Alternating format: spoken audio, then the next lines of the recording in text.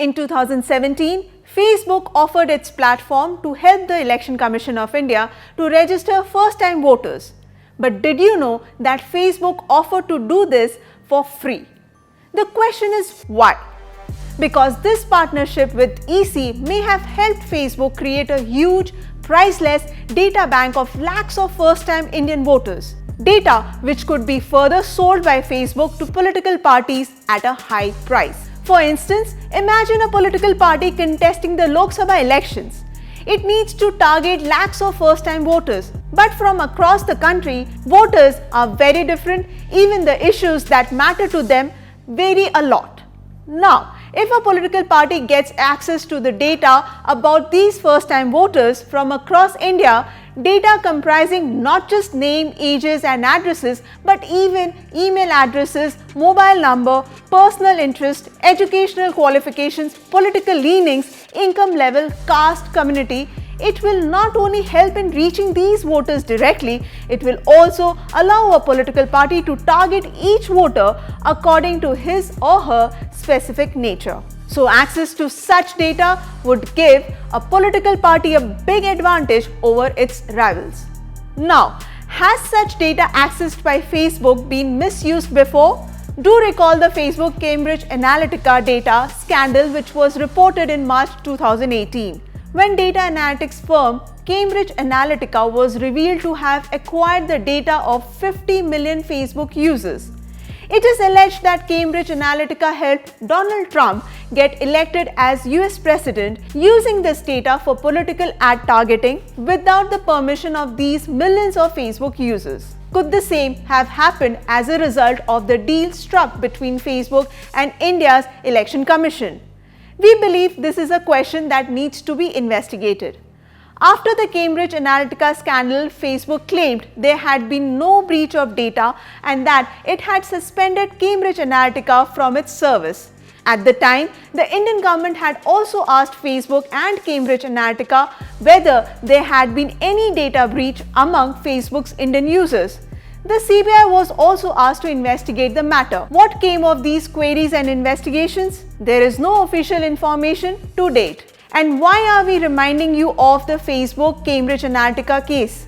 Because 1 year before the news of this scandal broke, India's Election Commission entered into a partnership with Facebook, potentially putting the private data of tens of lakhs of Indian users at risk.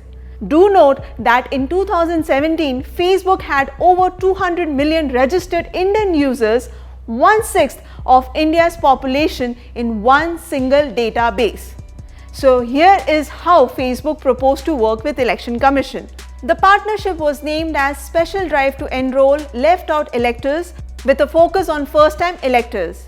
All Facebook users aged above 19 in India were sent a reminder to register to vote in their news feeds. Clicking on the Register Now button would send voters to the National Voters Service portal. Facebook would promote the campaign in 13 Indian languages, and most generously, all expenditure pertaining to sending out reminders to all users, promotion of the initiative and video recordings would be paid by Facebook, and there would be no cost incurred by the Election Commission. But in the bargain, Facebook got to know exactly how many of its users were interested in getting registered as voters. In 2018, Facebook added another key feature: Share You Are Registered. This feature gave a confirmation to Facebook about every user who had registered as a voter, creating a priceless database that any political party would want in order to reach out to the first-time voters. Did Facebook indeed share this data with any political party? We may never know, because while the Election Commission is answerable to the Indian public via RTI, Facebook is not answerable to us at all. Via RTI, the Quint has acquired documents related to the EC Facebook partnership. Interestingly, nowhere did we find a single concern or question raised by the Election Commission officers on how Facebook will ensure that the data will be protected by them. No question asked whether there will be no breach of privacy of Facebook's Indian users, and no question asked about whether Facebook will share or sell this data to any third party. In fact, the then Chief Election Commissioner O.P. Rawat did raise concerns about the EC-Facebook partnership after the Cambridge Analytica case was reported in 2018. But a few days later, Rawat confirmed that the partnership would continue. At that time, Rawat did not give any reason for continuing the partnership. When the Quint recently contacted Rawat about this, he said, and I quote, "At a meeting, I was told by my juniors that the program with Facebook could be initiated as it appeared to be safe and secure.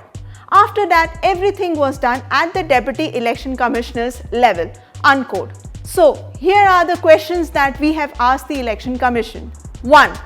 Why did EC enter into a partnership that gave Facebook full access to data about India's first-time voters who registered to vote via Facebook? 2. What measures were taken by EC to ensure that the data of first-time voters with Facebook was not misused or sold to any third party or any political party? 3. When Facebook offered this vote registration partnership for free, did that not raise any red flags with the Election Commission? 4. Despite the Facebook Cambridge Analytica data breach controversy, why did EC continue its partnership with Facebook? 5. Did EC conduct an audit of Facebook's actual data protection practices to see if they matched their assertions? We are still waiting for EC's and Facebook's response to our questions.